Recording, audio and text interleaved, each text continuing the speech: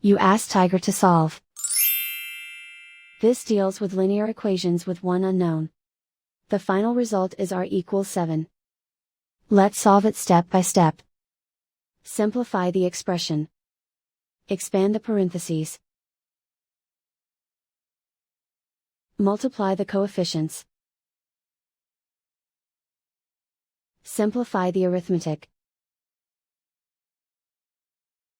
Swap sides.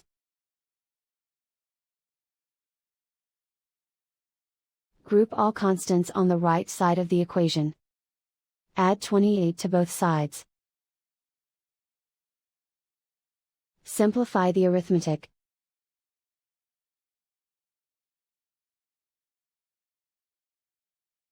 Isolate the r. Divide both sides by 16. Simplify the fraction. Find the greatest common factor of the numerator and denominator.